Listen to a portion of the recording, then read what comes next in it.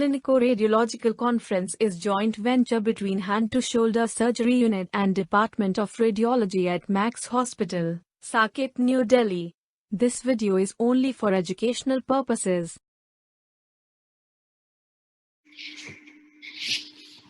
Hi, this is Dr. Vikas, Dr. Ahmed, Dr. Akram, and Dr. Prerna. Because of this lockdown, we do discuss our cases between clinician and radiologist personally, but because of these times, we are doing it on net by Zoom meeting.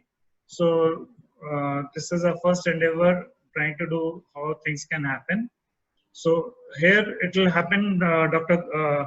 Akram is going to present cases, clinical findings, and Dr. Amit is going to tell us more about the radiological finding.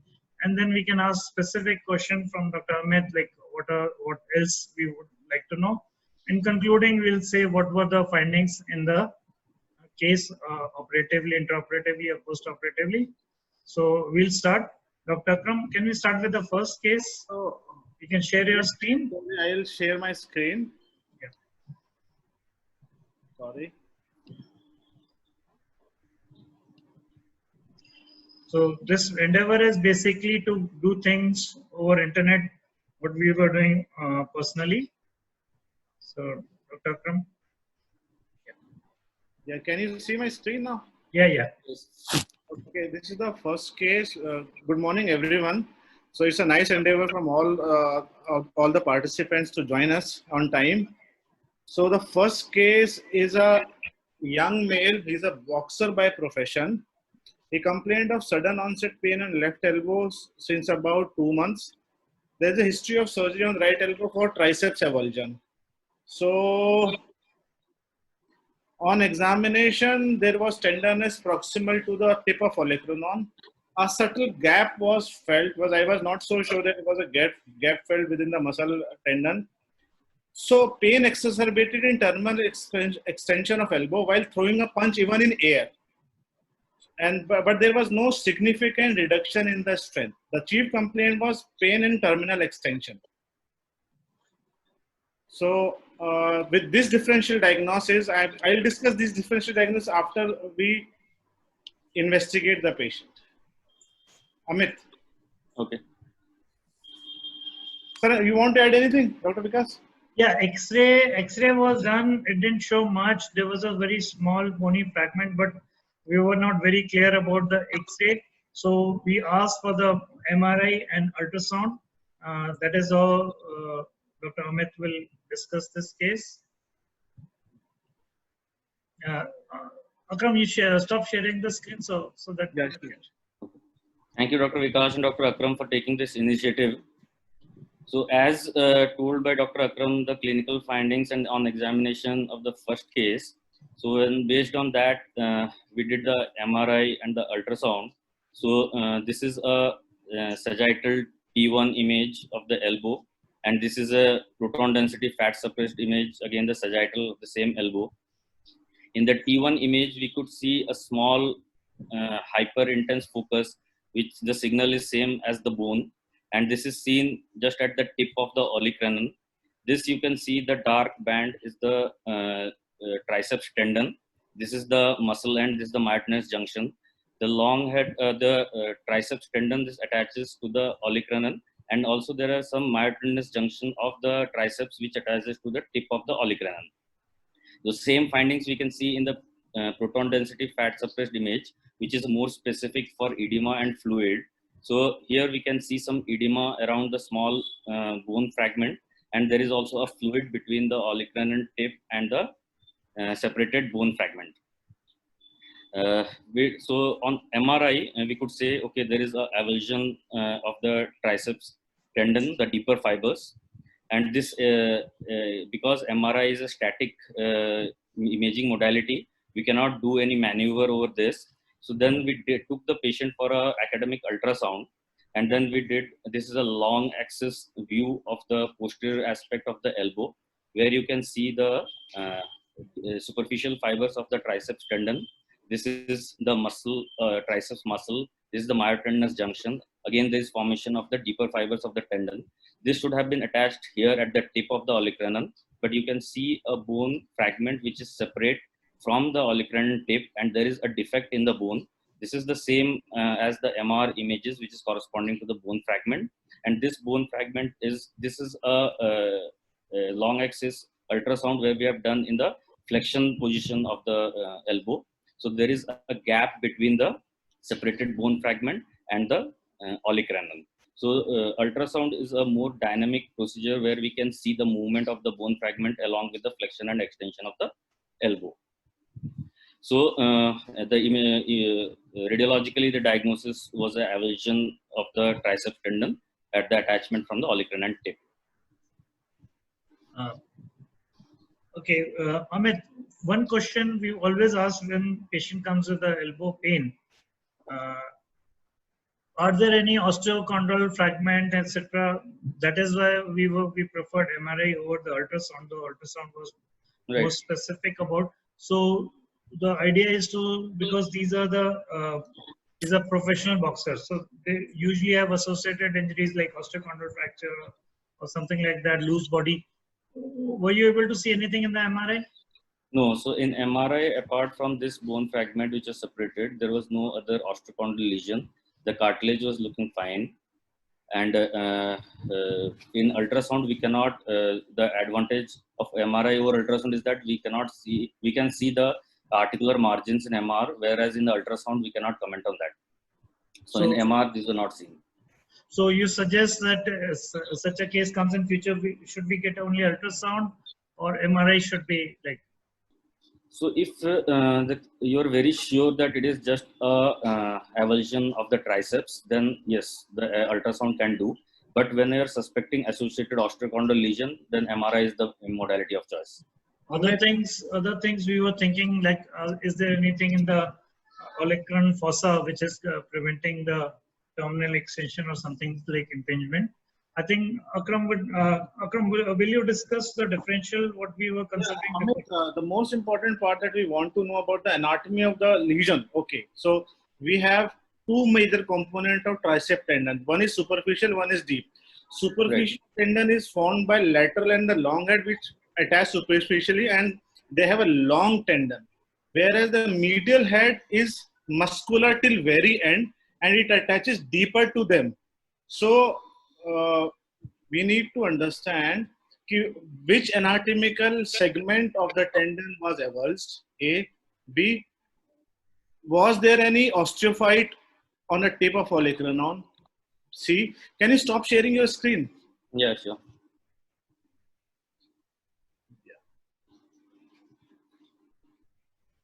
So let me share my screen.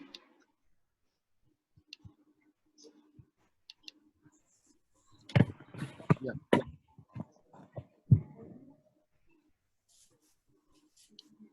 Okay, one of the thing that comes to our mind, the medial head attaches to the posterior capsule. Our worry is whether there is any posterior capsular impingement or not. Whenever the patient comes with a pain in terminal extension of the elbow, so posterior capsular impingement is one of the causes. So what investigation do you prefer to recommend for such making clarity between triceps injury and posterior capsular impingement? So MRI is definitely the choice. Okay. So as we know, one of the causes of triceps injuries, of course, yes, anabolic steroid intake, local steroid injection, patient with chronic renal diseases, patient with secondary hyperparathyroidism or other. One of the predisposing factor is olecranon bursitis. So again, I think X-ray or ultrasound should be enough to diagnose. Yeah, definitely. Or a spur. So whatever you told about regarding the bursitis, the osteophyte, impingement, and the differentiating between the component of the tendon of the triceps which is involved, these all answers can be made on ultrasound. But whenever we are thinking of a capsule intra-articular lesion, then in that case, MRI is the answer. So according to me, the institutes where we work, we have the advantage of MR and ultrasound. So in that case, what we do whenever such type of questions arises in the clinician mind, we can go for an MRI And for the other findings and the dynamics, we can do an academic ultrasound, which we do in most of the cases in our institute.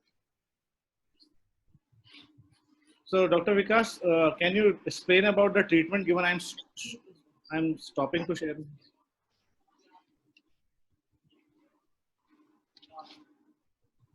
Yeah. Sir, you have to unmute yourself.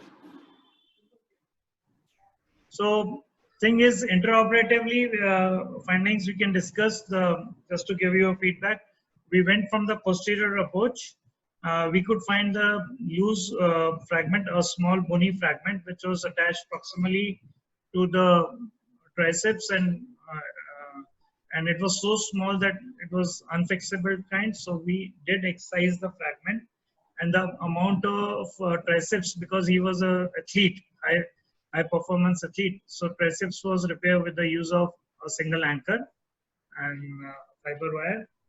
And patient is now actively being mobilized, but for 6 weeks, we did not like him to engage into any kind of even boxing practices. So any questions, Amit, from your side regarding this case? Prerna, you have any questions for this case?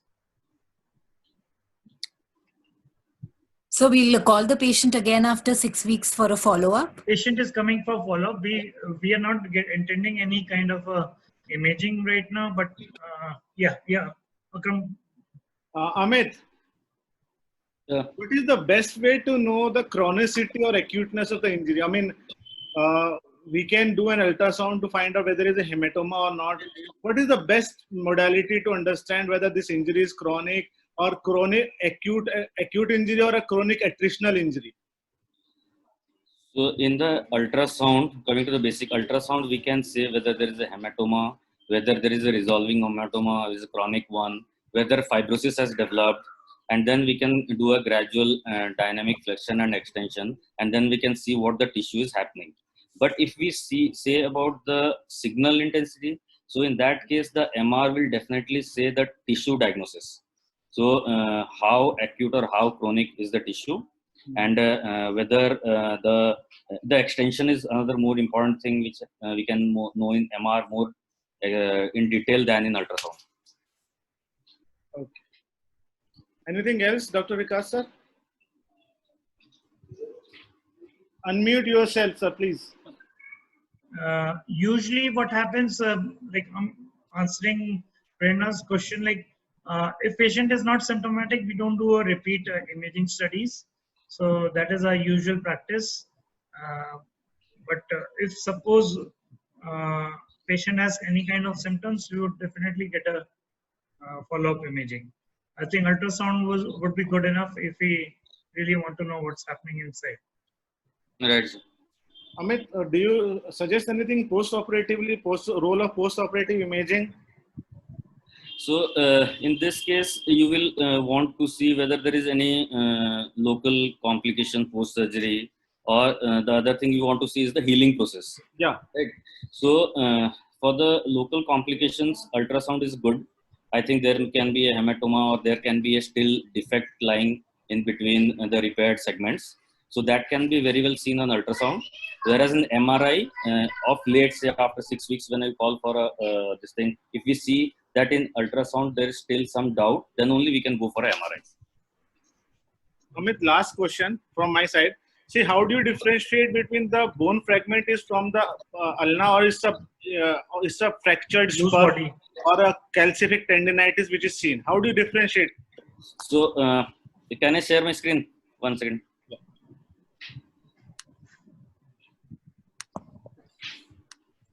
So here, if you can see, this is the separated bone fragment, and you can see a similar magnitude of the signal dimension of the defect, which is seen in this olecranon. So in this case, we can very nicely say and confidently say that this fragment has come from this place. But Amit, this suppose is suppose it is a heterotropic ossification. Yeah. Right. How will you differentiate?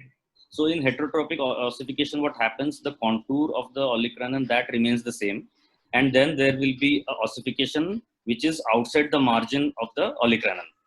which is not, Anything else on the MRI signal intensity wise, differentiating between a bone and a heterotropic ossification or yeah. calcification? So in MR, the heterotropic calcification won't have the marrow signal. So, and there won't be any cartilage surrounding it, the dark rim. So that is very nicely differentiating between in a T1 and T2 both images, between a heterotropic calcification and a bone fragment separated. And what about heterotropic ossification and the normal bone? So heterotropic ossification has different stages. So based on those stages, we can see the signal. Initially, it will be dark both on T1 and T2, and gradually the signal intensity increases in both, but the intensity in the T1 is brighter than on T2. Okay, because sometimes when it is anteriorly or in the brachialis post-op case, sometimes it becomes a dilemma whether it is a fragment or it is a heterotropic ossification. So I think, Akram, you want to ask anything? No, no. Just for academic, did you see his other elbow also? Did you scan his other elbow also with this history of punching in air and being a boxer? See, okay, I had seen the patient clinically initially. So this patient had a triceps rupture other side, which was operated elsewhere 5 years back. So again, that was asymptomatic. That was chronic one where the triceps had separated. So that's why this patient came really early, because patient didn't want to have same kind of a problem and same amount of rehab. That is why this patient came so early to us. Usually they come late when tear is significant or when there is like weakness in the triceps, they come at that time. But this patient came really early. So Amit, can you stop sharing the screen? Yes. So we can have a second case. Akram, can we have second case? Yeah, please? I will have second case.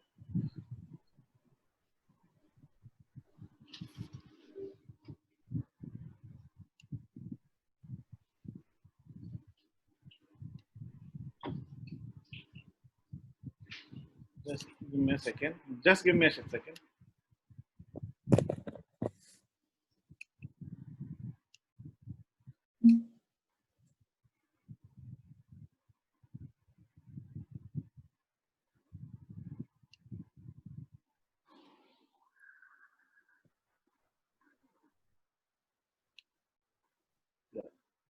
So can you see the second case? Yeah. Can you see? Yes, sir. You can see the screen. Yeah, sure. Yeah. So the second case, a young male, not so young, comes with a history of trauma to little finger 15 days ago. Okay, when he came to us, it was 15 days ago. So there was a exophytic ulcerative lesion over the pulp, but it was not painful, not tender as well, but there was profuse bleeding over it. The moment we opened the dressing in our clinic, in our OPD setup, it bled a lot and we were worried about closing it. So this was the lesion that we had. So this is the intraoperative picture. Actually, we did not get time to click it while it was bleeding profusely. It was when the patient was under anesthesia, under tourniquet. So this was the lesion. So prior to this was sent for investigation. So over to you, Amit. What do you want to order or anything else you want to tell us? So in this case, I think the first modality should be ultrasound. Stop sharing this. Yeah, I'll share my screen. Yeah.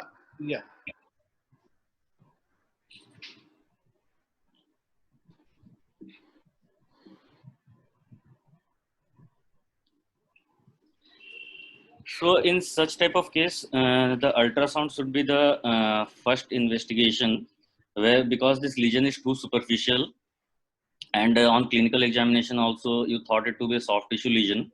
So we can do an ultrasound, and then we can at least come to some of the narrowing down the differentials, and then we can plan what further we want to do.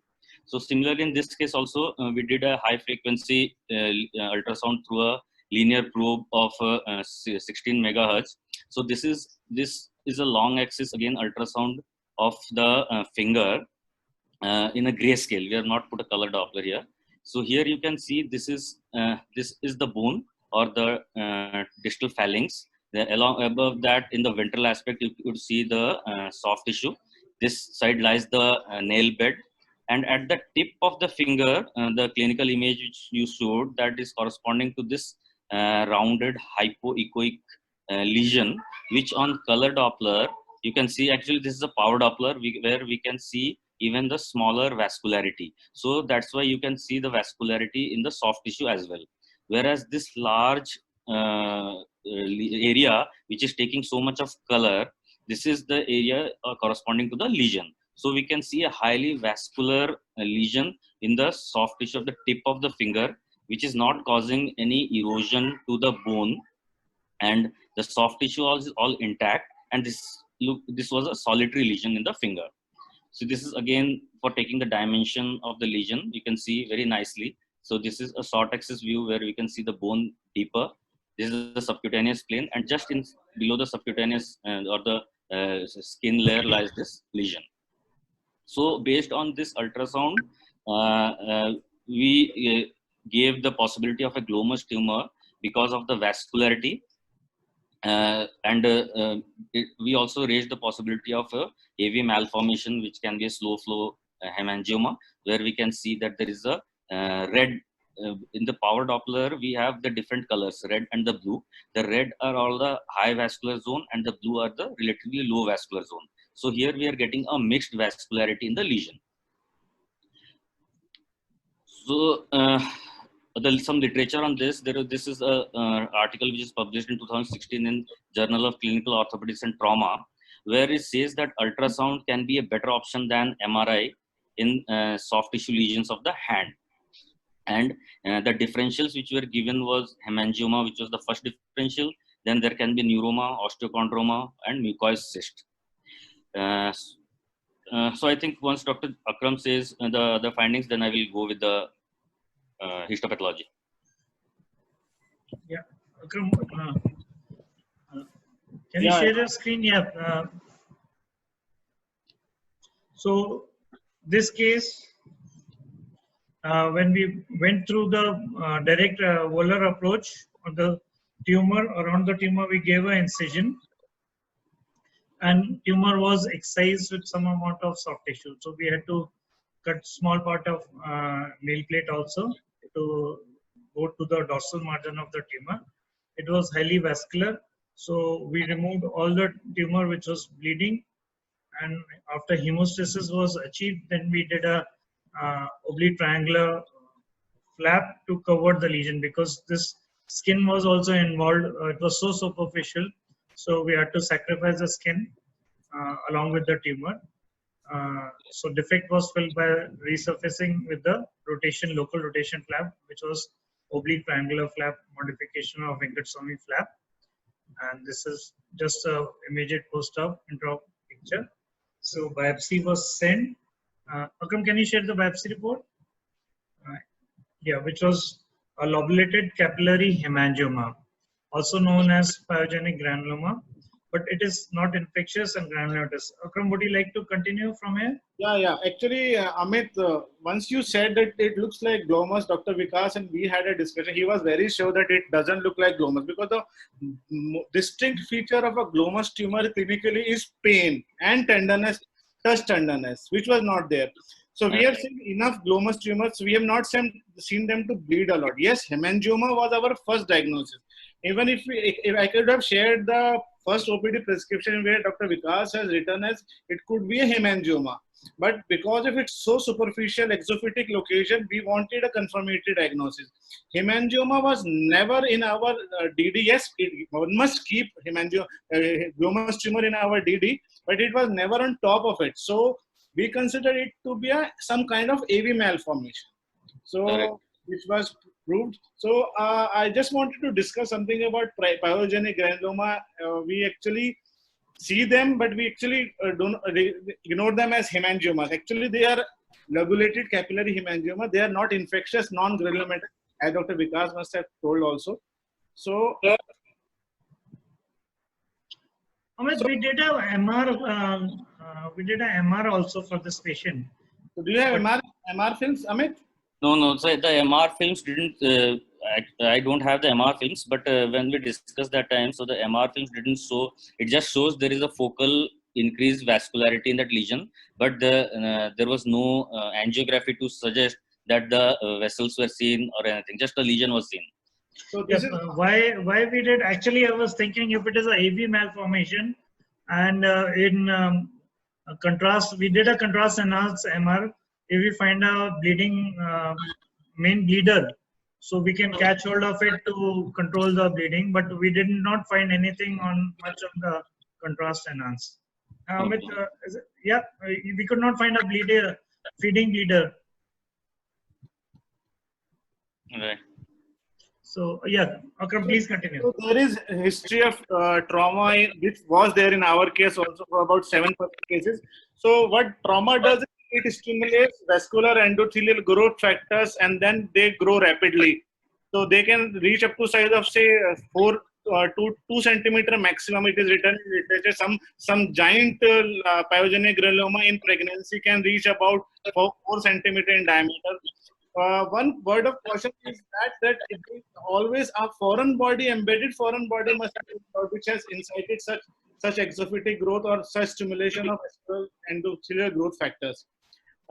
Yes, it is seen in pregnancy. It is seen in patients who have taken anti-cancer medicines like cyclosporine, patients who are immunocompromised, particularly on antiretroviral therapy, or patients who have taken retinoid therapy. So this is word of caution for all clinicians as well as radiologists.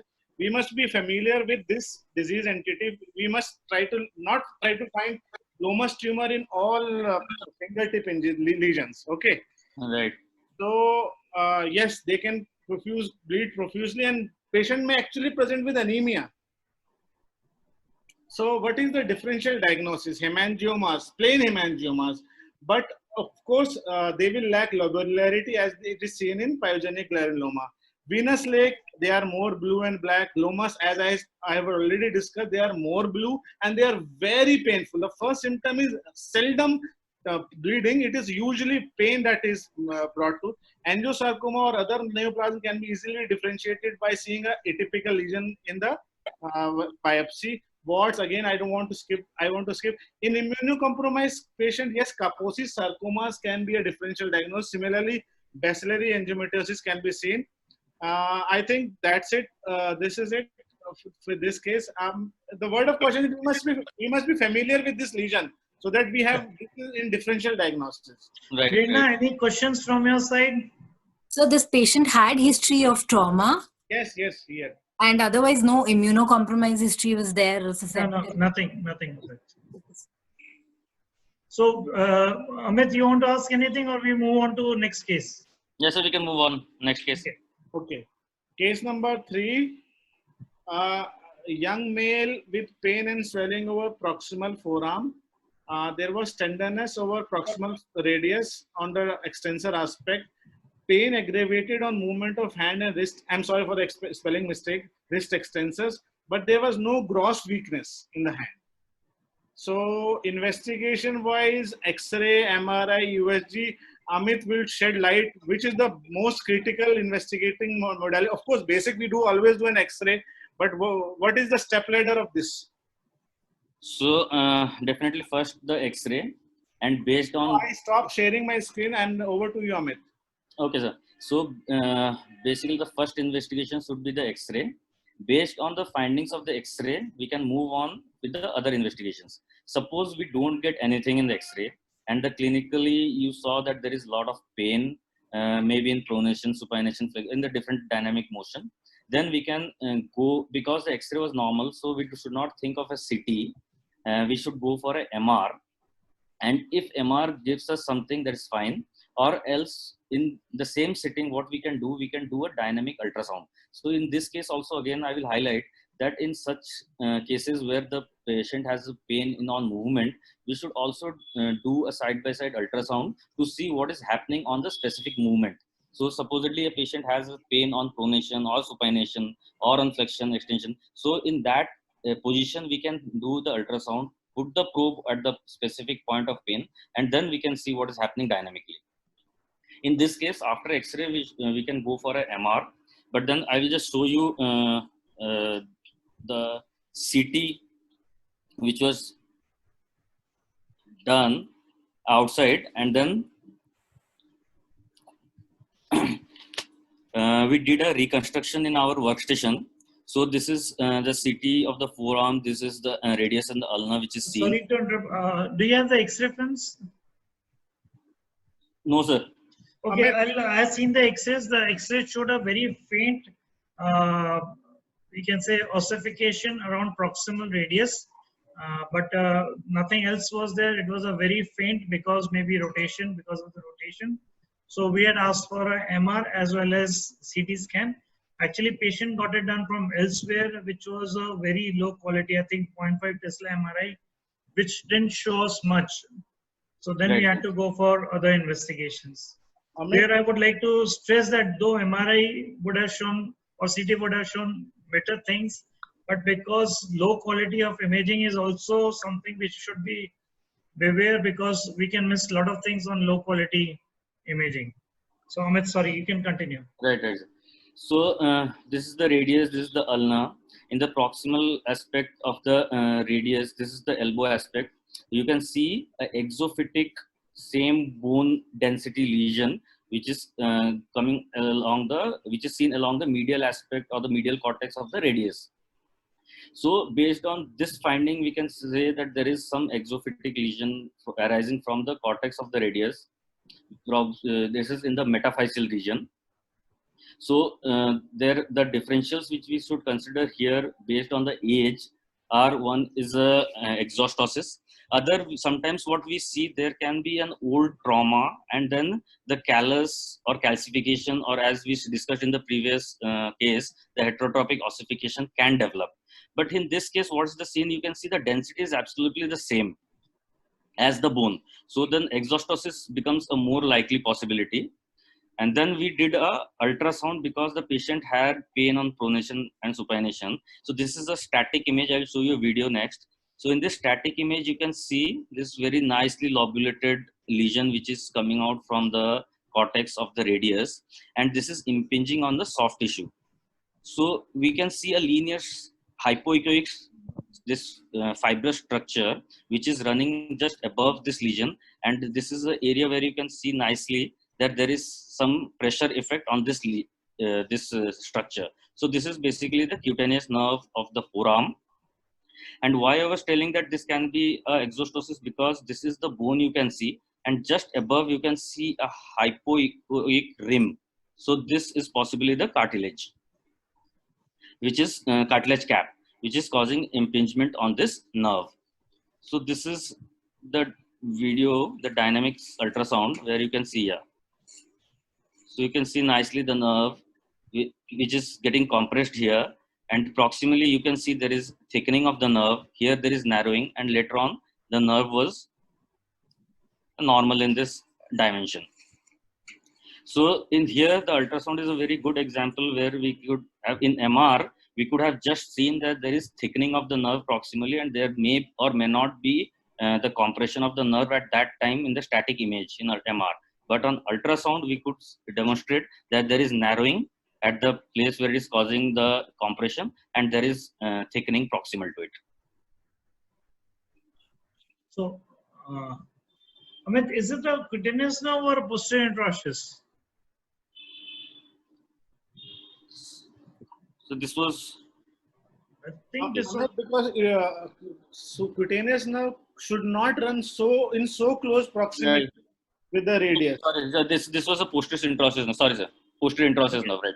Yeah. So this is sir, the symptom were nerve related or tendon related. I was just this was the case. We haven't operated him because the main thing was we first ordered MRI, and MRI didn't show much because of low quality MRI. It shows some kind of a cyst in the muscle, which gave us a differential diagnosis of echinococcus, but then we got ultrasound done. So there was a diagnostic dilemma before ultrasound. Symptoms were diffuse pain in the distal forearm and tenderness over the muscle in the tendon. So it could, there was definitely no weakness in the wrist symptoms of mainly pain and pressure symptoms are there because of the tenderness. Actually, we had given anti-inflammatory to the patient and patient became better after anti-inflammatory. So we have not operated upon patient and we just keeping the patient in follow-up. We might get imaging done after a certain interval to see whether this growth is increasing or not. Because my thing is, because he was around 22-year-old. Usually exostosis, etc., they stop growing after 22. So he had very recent symptoms. So I would like to keep him in a follow-up, get a repeat imaging. If required, we would like to excise it and go for a biopsy. But right now, patient is being under follow-up, close observation. So, Akram, you want to add anything on this? Just this, but one should be very skeptical about accepting a diagnosis of solitary exostosis producing symptoms so suddenly. So certainly, and at this age, like he's not gone past the growing age. It is not actually growing now, but symptoms have come so recently. So this is one symptom when one must be very careful of not missing on something which is more serious, or maybe just a simple periosteal reaction causing. I mean, we are giving too much attention to a periosteal reaction induced by trauma. Okay. So one question here, sir. So suppose it comes out to be a periosteal reaction or a heterotrophic calcification. In that case, so what should be the versus the osteochondroma? So what should be the management? Diagnosis, see, symptoms here are because of the pain. Pain is coming because of the pressure. So if symptoms continue, whatever the cause is, we have to decompress the nerve, decompress that area. Only thing is it has to be done very carefully not to cause any damage to the nerve. And biopsy. Why biopsy? Because this is a very sessile kind of a lesion. It's we don't see any stalk or anything. Symptoms coming late. So I would like to, if symptoms persist, get a biopsy done to rule out any kind of a change which is causing this late growth of the bone. Yeah.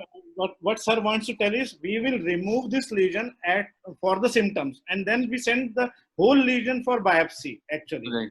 So it serves as a diagnostic thing also that we can find out the nature of the illness. B, it will decompress the nerve and reduce the local irritation it is causing. Okay, sir.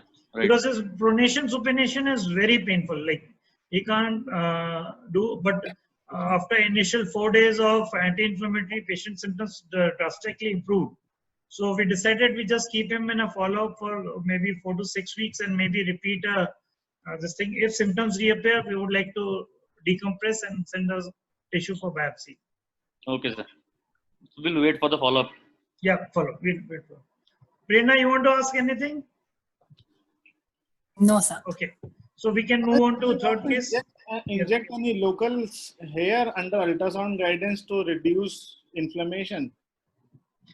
So, it's very near the nerve. I will be like, I don't know, Amit, ball is in Amit's court. Do you want to inject something around that? So ultrasound guided, it can be done very nicely because we can see the whole length of the nerve. There is no vessel lying near to it. So I think we can do ultrasound guided procedure. You told that there is thickening and flattening of the nerve on dynamic ultrasound. Did you see the similar morphological change when you not ask the patient to move his wrist or finger? Could you? So the thing is that the flattening without actually asking the patient to move the hand. Yeah, sir. So the thickening is because of the compression distally. So there is some neuropathy going on. So that thickening will be there even if we don't move the pronation and supination is not done. Still the thickening will be there. But the area of compression, where if you see the video, the lesion is on movement. So the lesion is moving more towards the nerve and is compressing that. Whereas in the static position, that nerve was not compressed at that position. So another thing, like, is there any role of MR neurography here? Sir, MR neurography will definitely show the narrowing and the thickening, and it will show signal intensity. Will it show any kind of a signal? It will show edema. It will show edema, sir. So if nerve is having signal intensity, then we are more sure about neuropathy if we do a MR. And how well we can see now where on MR neurography, like, If it is because done now it's not properly, straight, it is curved, and do you no, think sir, we have to do the sagittal and the coronal sequences along the course of the nerve. In that way, we can see the complete nerve, and then we can see where the segment involvement is there, where is the edema, and where is the compression. can we see something like in MR neurography, something what we see a DSA kind of a thing for the vessel? So yeah, so there are softwares which give you different colors, and within the nerve also there is change of the color, whether it is edema, non-edema, where is thinning, where there is a transaction of the nerve. So it has different color shades. So do you advise if symptoms continue, should we go for another ultrasound or MR So neurography? these color shades, the software are basically more of a commercial thing and better to see to the eyes. I'm not talking about colors. I've just MR neurography just to see signal intensity. Like we have to be sure that we are dealing with compression neuropathy. Definitely, sir. We can do MR neurography. Amit? Yes, sir. Yeah. Okay, Amit, if this patient had not gotten poor quality MRI, would you still rely upon doing only ultrasound and making a diagnosis of osteochondroma? I am still not convinced. I would have done a good quality MRI. This was discussed between me and Amit, do you have the images of that MRI outside So MRI? the MR images I had, but it was too bad to be shown in the. It's basically sometimes better to see, appreciate good things. You should see some bad things, so that they appreciate good images. See, characterization of lesion is, for me and Dr. Vikas also, characterization of this lesion would be paramount for us rather than treating or finding the cause of impingement. Okay, right, impingement is secondary to the lesion, but the character of the lesion has to be known. And the best non-invasive way to diagnose such a thing is a good quality MRI. Right, so would you not say ki, let's do an MRI first? I absolutely agree, sir. We should do a MRI first. So this ultrasound was only helpful just for the nerve impingement. Yeah. It won't characterize or absolutely say whether this is osteochondroma. Again, diagnostic dilemma is whether it's a mitotic lesion, like it's growing or not. Yeah. So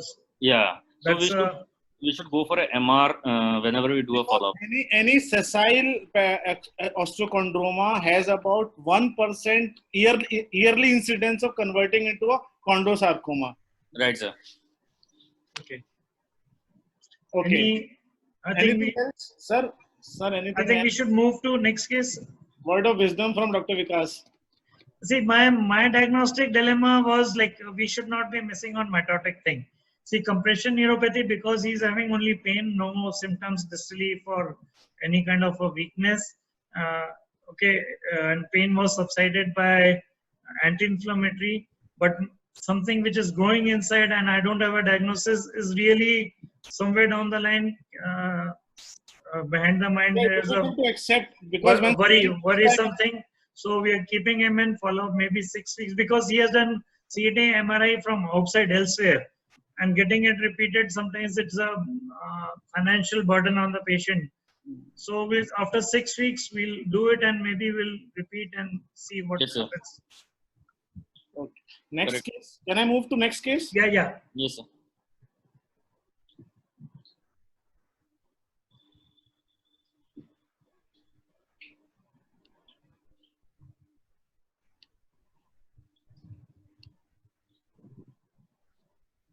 Okay, just in hindsight. Okay, so case 4 is a young female with history of pain and difficulty in doing activities of daily living in the right wrist for some few months, 1 or 2 months, had occasional pain in the left wrist as well. She was seen by one of our colleagues and treated on diagnosis of a supposed diagnosis of a tendinitis or a non-specific synovitis. It did not resolve with anti-inflammatory. And the guy suggested an intra-articular steroid which was given to her right wrist, which produced some temporary relief. So, Amit, how would you organize the investigative pattern of this patient? So before you start, Amit, I'll just take 1 minute. You can start sharing the screen, Amit, in the meanwhile. See, this patient came to us with a wrist pain, and obviously she's herself is a doctor. Like went there, saw a few physicians. So this patient was given a steroid injection without an X-ray. So as we said, we should not be jumping on invasive things without getting an X-ray done. So this was a patient. Okay, Amit, you can continue. Yes, sir. So as Dr. Akram asked the series of investigations or the preference of investigation which should be done. So any painful wrist, the first investigation of choice, I think, is the X-ray. And the X-ray should be at least done in two views. So an AP and a lateral. If we are suspecting a very specific scaphoid fracture, then we can go for a scaphoid view, or we can go for carpal tunnel view if we are suspecting something else. So in this case, we have done both limb. This is the left hand and this is the right hand radiograph, and this is the lateral radiograph of the right hand, which was the hand which was complaining. So if we see the AP radiograph, we can see this is the scaphoid, this is the lunate. So this lunate, it looks triangular, and if you compare it with the other bone density, it is all looking white, and it is homogeneously white. If you compare with the other side, so this is the lunate, which is it is maintained its configuration. You can see the cortex, anterior cortex, very nicely, and the density of the lunate is similar to other bones. But here, this is all sclerosis. If you see the lateral radiograph, this is another, you can see there is a loss of volume. Even this can be appreciated in the AP radiograph. And there is also some fragmentation, which we can see in the lateral radiograph. A small fragment which is seen. So based on the X-ray, this was definitely a unilateral Kienbock's disease. Yes, sir. Yeah, Amit, are you satisfied with the position of the wrist on lateral radiograph? No, so this is not a true lateral. So the purpose of this radio conference should be that we have a interdepartmental coordination whenever a patient we always write a suspected diagnosis or a working diagnosis on our consultation paper. So there should be a contact person who understands what we want. So a lateral view done in this portion gives information because it's a full-blown fractured lunate. But in early stages, we must be able to see a proper lateral view in which we can calculate the carpal index. We can see for intercarpal alignment better. Right. So this should be the take-home message here, that a lateral view should be done in correct plane. Right. Please continue. Okay. So then this MR was done from outside. This is the images which I've taken from the film because CD was not available. So this is a proton density fat suppression image which we do for marrow edema, cystic changes, and the fluid. This is a T1 weight images. This is again proton density fat suppression sagittal image, and this is a PDFS, again the axial image. So coming to the findings, if we can see as corresponding to a radiograph, we can see that the lunate has lost its volume. There is some cystic changes in between, and there are some areas dark signal within it, right? And in the T1, we can very nicely say this is complete loss of the normal fat signal of the bone, the lunate. We cannot appreciate any fragmentation over here, but if you see the sagittal view, you can see a nice longitudinal fragment. And maybe this is another fragment anteriorly because this is a sudden blunting of the margin.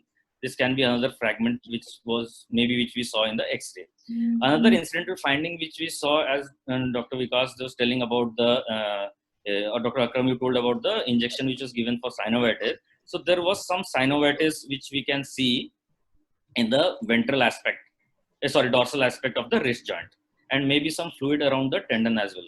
So these are some secondary findings which we can see in the Kienbock's as well.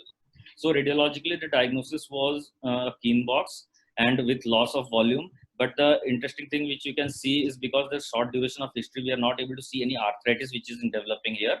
In the radiograph also, we were not able to see any arthritis. The joint space was quite fine. Amit, before we go back to previous slide, see the things in Kienbock's we are very much interested as one is like what is a ulnar variance, second is fragmentation fractures, and height. What is the carpal height ratio? Lunate was sick, capitate height. So these are the things which we are interested because they help us in getting making a decision regarding treatment. Right. Okay, Amit, see the sagittal image of the MRI. So, do you see a step in the capital unit joint on the lunate cartilage? Mid-carpal joint. That is decision making for us. Okay, in the mid-carpal joint, what do you want to say, sir?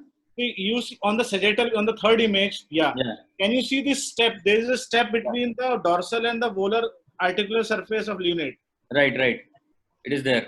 So this becomes a decision maker for us. So because if it is fractured, it becomes a little bit more complicated for us. That is why I say whenever we are discussing Kienbox, first thing is we would like to know whether it's a ulna plus, ulna minus, or neutral variance. Second is how much is the decrease in the height, and fragmentation, fractures. If unit is fractured, it's very difficult to salvage the unit. Correct, sir. So when in the would MR, you like to get a CT scan and to see the fractures? Just a question. Yes, CT scan, but in this case we are very confirm on the MR that there is a fracture. Okay. So I don't think CT will help So much. CT will not add anything. No, sir. What about the 4D CT? So 4D CT will definitely tell about the stability or instability of the wrist joint. Like you can see the fragment, fragments moving independent of each other. Unit fragments. Yeah, we can see the movement of the fragments. Amit, any other X-ray like a clenched fist view would add information? So in clenched fist view, sir, we can see the separation of the fragments. So that becomes, I think, little more confirmatory for the fragmentation if we are not very happy with the X-ray, this X-ray. Can you come back to the coronal sections of the MRI? Yeah. Why there is a difference in height of lunate on T2 and T1 images? So basically, this is not the difference in the height. This is a little magnified view. If you see the margin here, so this is all corresponding to the scaphoid. Here also, if you draw a line, it is all corresponding to the scaphoid. And similarly, on the proximal aspect also, the height is the same. If we draw the arc, so the height actually between these two images is not, there is no difference. This is more a zoomed image. What about rotation of the scaphoid? So, so in this case, scaphoid unit angle. We can do the all the calculate all the angles even in the MR. Okay. So you don't need a CT for this. No, so for all calculations, MR is also good. Okay. Anything else, Akram? Would you like to discuss, or we move on to? So we move on to the classification. Yes, sure. Yeah, sir. So there the 4 different classifications where 3 is again subdivided into A and B. In stage A, this is called as a Lichman classification. And in stage A, there we can see the radiograph is normal, but MR will show some diffuse T1 signal, and it will be the nuclear medicine bone scan will show a positive finding. There will be uptake in the lunate.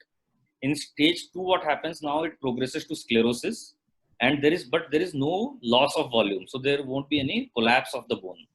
In stage 3, there will be collapse. The stage 3A and B is again divided into the height of the lunate. So in A, there will be collapse with carpal height preserved, whereas in B, there will be collapse with hyperflexed scaphoid. So, Amit, right, sir. Amit, in stage 2, according to what, I mean, I don't know where have you taken this classification from? Our version is slightly different. Stage 2, you write sclerosis of lunate with no collapse of bone. Stage 3A is lunate collapse. Okay, the difference is lunate collapse. But how do you expect the carpal height to be preserved? And lunate okay, so yeah, I think it is lunate collapse in 3A without fragmentation, and the scaphoid can be extended. Okay, there is no fixed scaphoid flexion. 3A and 3B rotation of scaphoid and fragmentation. And fragmentation, yes. Yeah, so there will be fragmentation. Okay, in stage 2 there is no collapse, and in stage 3 there is carpal height preserved. I mean, if there is collapse, the carpal height has to go down. Okay. No. Yeah, this is something which is not with you, Amit. We are getting a lot of MRIs done from elsewhere, and 3A and 3B, there's a lot of confusion. And they report it as to be 3A, but when we see it is actually 3B. So that Okay. fragmentation and flexion are the important thing in the differentiating between 3A and 3B.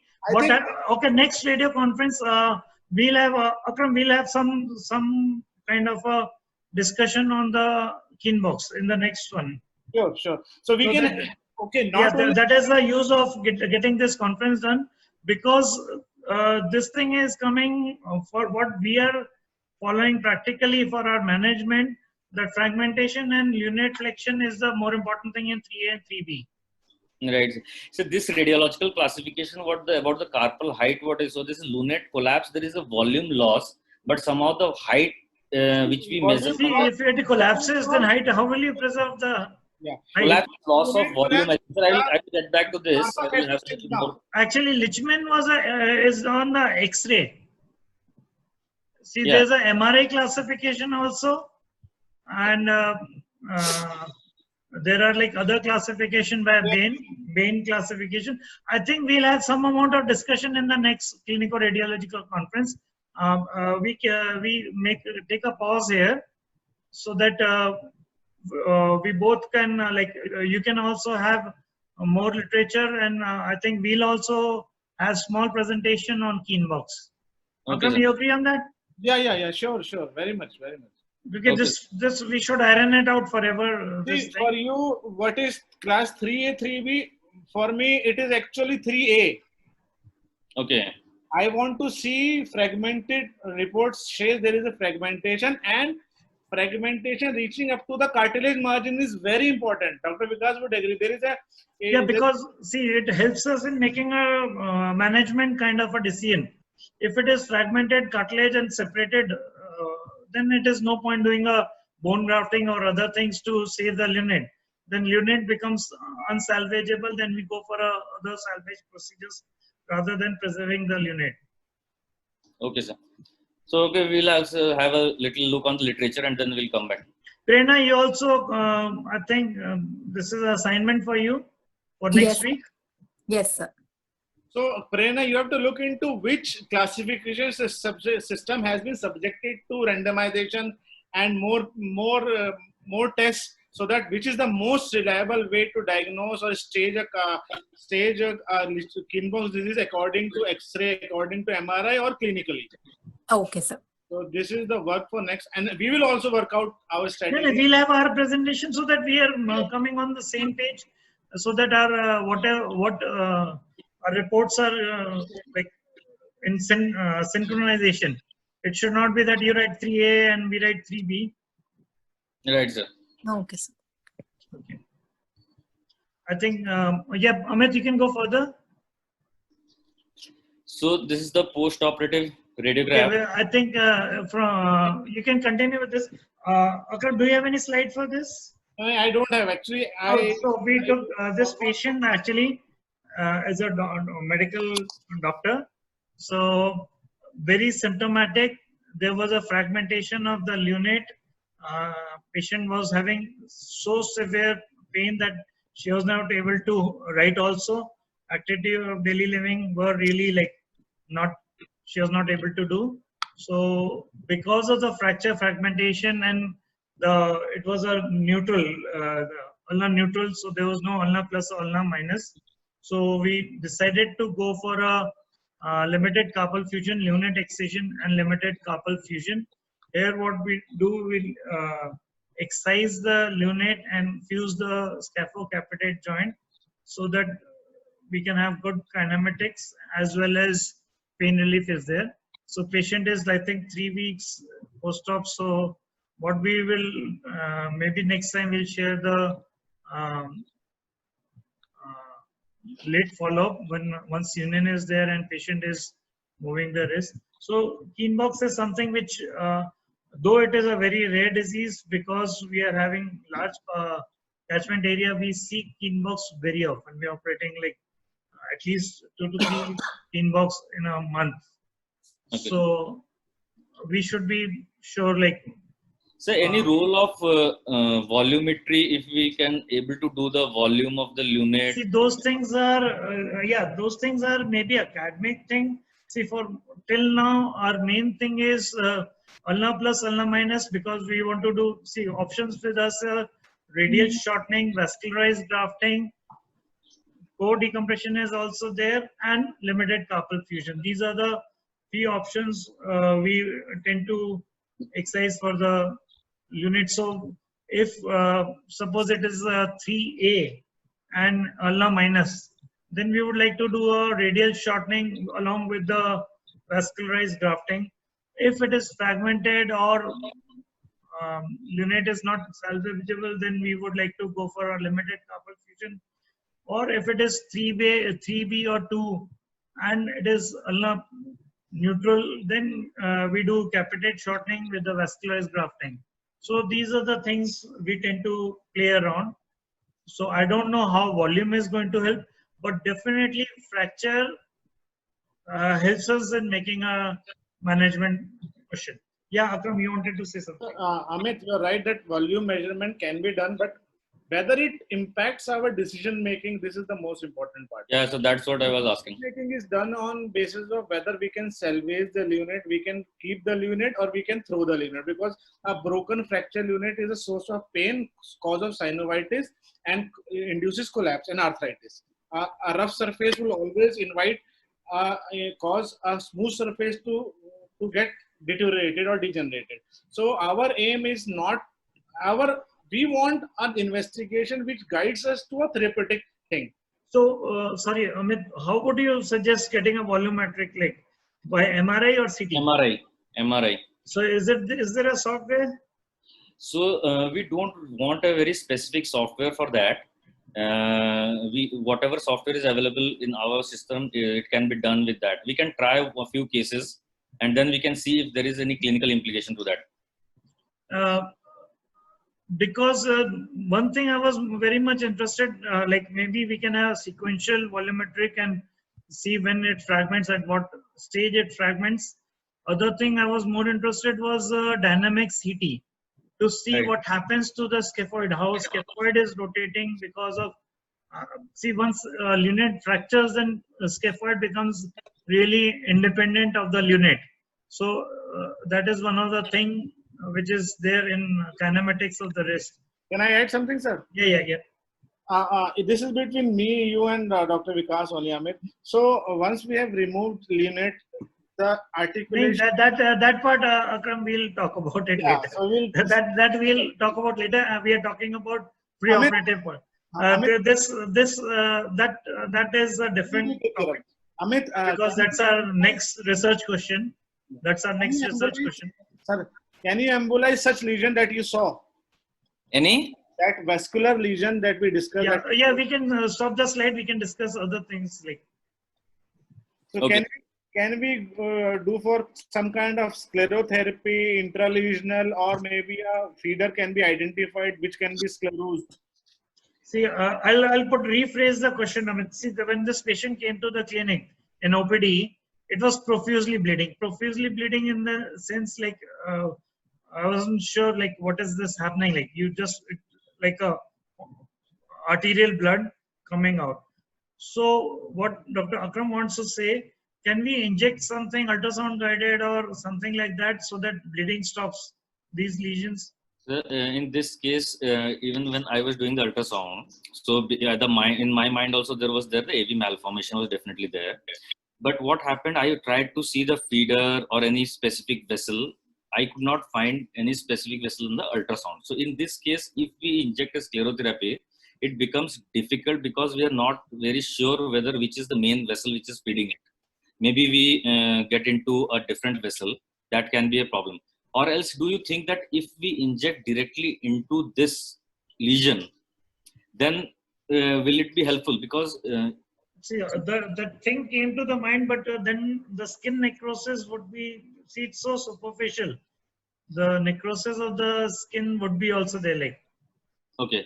So ideally, sir, in this case, supposedly you would have been confirmatory known that, okay, this is a hemangioma. So what next treatment, what you would have done? No, it was basically, I don't know, we wanted to remove it to get a histological diagnosis. Okay. And only our thing was after removing whether it will keep on bleeding. If there was a AV malformation, then chances of we remove the hemangioma, still it keeps on bleeding because feeder vessel, bigger feeder vessel is there. So that was something which we wanted to know pre-operatively, like big vessel coming up, then you have to be very cautious that even after excision, this should not keep on bleeding. Okay. So if the patient when the patient comes to follow up, we can just again have an ultrasound to have a look. So whether there is any prominent vessel which is developed or a vessel now we can pick up, which is not there that time, something like that we can just try to see. Yes, so there is about 3 to 5% risk of recurrence of this lesion after surgical curettage also. Okay. Hey, Amit, there is an interesting article that which was for everyone also. So people have used to chemically cauterize it. They have put common salt, copper sulfate, silver nitrate. Actually, I used copper sulfate in this, because when it was bleeding, so I used a copper sulfate in the OPD itself, but it didn't work because it was very high volume. It was like a arterial bleed. It was not like a simple bleed. Amit, you also saw when it was bleeding, like, or Yeah. you saw later? Which one, sir? When you did ultrasound, that time he was bleeding, no? No. That time the bleeding is totally stopped. Okay, because we used the copper sulfate on this in the first thing to cauterize it. Okay. Amit, was it a slow filling lesion or because the amount of bleeding we suspected it to be a high flow lesion? Actually, the way it was bleeding, it was a fresh capillary bleed. So the color which took, no, you just saw the slide. So the color in the power Doppler was typically like totally colorful, like we see in glomus. This whole of the lesion fills with color. In hemangioma and other thing, what happens? You will see some areas where the slow flow you won't take the color, but this whole lesion was. So do you still think color ultrasound would be a diagnostic thing? I mean, do you want to change your strategy once we have a biopsy report? Right, definitely. See, because if we go by your diagnosis, we would be doing a simple glomus excision. But our worry was not glomus excision. Our worry was control of bleeding post-operatively. Patient came to us for bleeding. He would have got treated, getting it dressed. I mean, he would have got better. But if it was not bleeding, patient would have not come to us. Right. Initially, it was bleeding like coming from not even a end artery. It is coming from a maybe base of what it comes from the artery. It was like it would not stop on dressing and this thing. So that is why patient came because of bleeding. Patient main complaint was bleeding. So whenever the dressing was done, it would bleed very profusely. So ultrasound would, for such hemangiomas, ultrasound would come lower. I would put MR or MR angiography higher than in.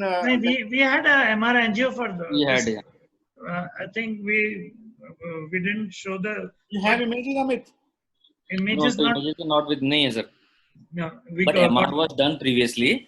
Twice it was an MR, then MR angio, and then we did ultrasound. So yes, among the things, I mean, this is for people who may see this video later on when we publish it. So what do you think? Ultrasound is the choice of investigation or not? No, sir. It is not. MR angio. I mean, one question: MR angio or contrast MR, is it like for such distal lesions? Is it so good like what we would have seen for the palm lesion or something like that? Sir, yes, the MR of because DSA doesn't work for arteries so distal. But in MR, yes, definitely we can see the digital arteries and the. This is at the tip of the pulp. Like here, would you like to say we would see MR angio similar kind of a picture what we see in the other angiograms? Not very similar, but definitely yes, diagnostic image will be there. Maybe for the next one, Akram, you also will discuss the MR angio of this case, what we saw, because I could not see any feeding vessel. I think Amit, you also reported that. Yeah, I also saw. You could not see any vessel. Any role of Amit? Any role of GD enhancement MR, GD enhanced contrast MR? So in the angio, we will do a contrast only. Okay. So contrast was given in this case. Yeah. Okay. Anything? Any questions, or we call it a day? Okay, sir, fine, sir. So next one we'll discuss Keenbox, And or MR if there is a angiography of finger. MR angio for the fingertips. Like, see, if you have any other this thing, you can show us the images for the fingertips, because many times for finger pathologies, I think we would like to have these, because these are end arteries. Sometimes we would like to see what's going on for AV malformation and other things. So if you have any other pictures for patients, you can just show us for demonstration purposes. Yes, sir, sure. And Keenbox we'll prepare, like, from both sides, clinical part and radiological part, so that we'll reach some conclusion where we say 3A and where we say 3B. Because the rest of the things, see, 4 doesn't matter, it is simple treatment, simple. 2 treatment is simple. It is always a confusion between 3A and 3B. Okay, sir. So we'll work on it. Right, sir. Okay. Thank you, Okay, everyone. Thank you all. Thank you. Thank you.